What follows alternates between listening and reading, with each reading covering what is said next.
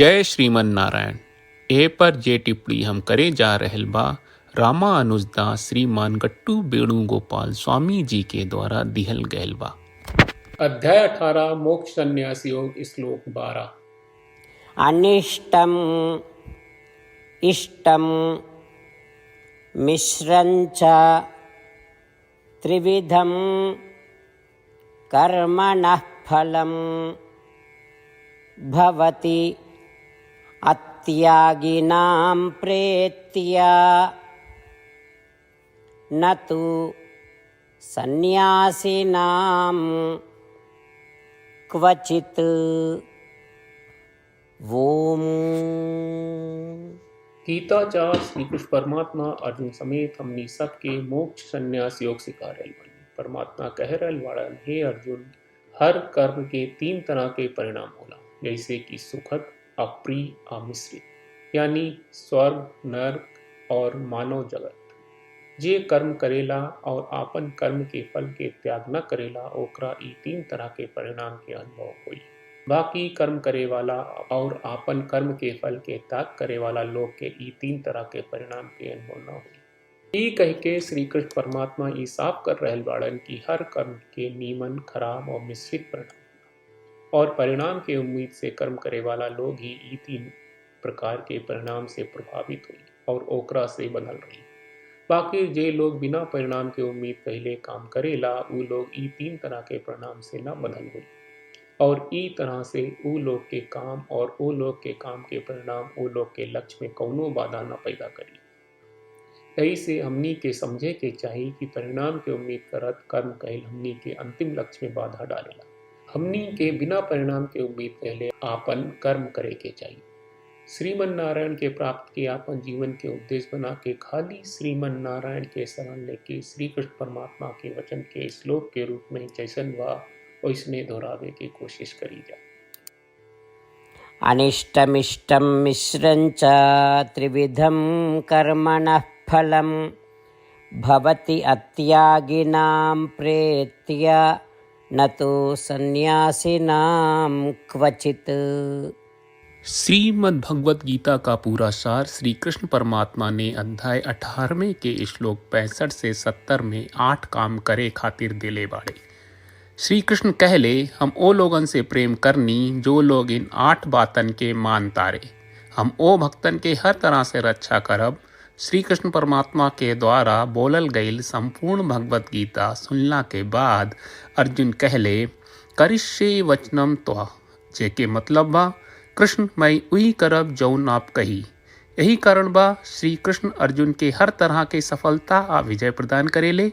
आई परमात्मा के आपन व्रत देई कि हमनी के ये 8 गौ कर्म के पालन करी जा। ई वचन परमात्मा के देवे से बड़न कौनो पूजा, तपस्या, यज्ञ नहीं।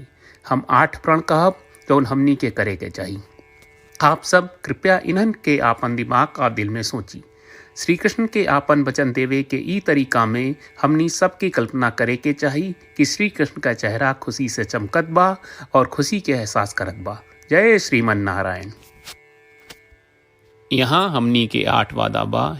हमनी के पहला वादा, हे श्रीमन नारायण, आपका निर्देश के मुताबिक हम हमेशा तोहार ध्यान करब और तोहार बारे में सोचब। हमनी के दूसरा वादा, हे श्रीमन नारायण, आपका सलाह का अनुसार हम हमेशा आपका भक्त रहब। हमनी के तीसरा वादा, हे श्रीमन नारायण, हम आपन सब काम तोहरा सेवा के रूप में और तोहरा संतुष्टि खातिर करब। हमनी के चौथा वादा, हे श्रीमन नारायण, जैस की आप माने के कहले रहलू, हमरा बहुत विश्वास बा कि हम आपके होई और हम हमेशा आपन दोनों हाथ जोड़ के आपके नमस्कार करब और आपकी पूजा करब। हमनी के 5वां वादा, हे श्रीमन नारायण, हमरा के तोरा बात माम एकम शरणम ब्रज 1866 याद कहले, जहाँ आप हमरा के आपन का अर्पित करे का कहा। श्रीमन नारायण, मैं हमेशा तोहरे शरण में रहब।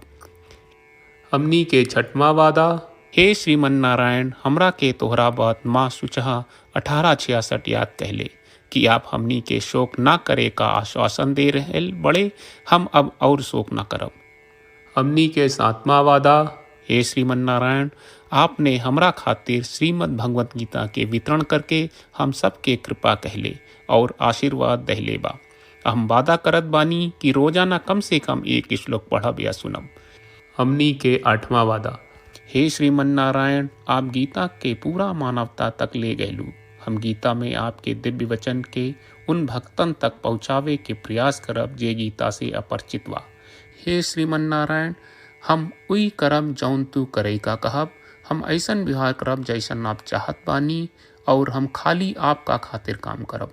श्रीमन नारायण के रोज आपन वचन देहल कि हम ओइस करब जैस आप कहत बानी, ई अपने आप में बड़न पूजा बा। श्रीमन नारायण, करशे वचनम त्वा। श्रीमन नारायण, हम तोरे निर्देश के मुताबिक काम करब। सर्वम श्री कृष्ण अर्पणम अस्तु। जय श्रीमन नारायण। अनिष्टम् इष्टं मिश्रञ्च त्रिविधं कर्मणः फलं भवति अत्यागिनां प्रेत्य न तु सन्न्यासिनां क्वचित्। ओम।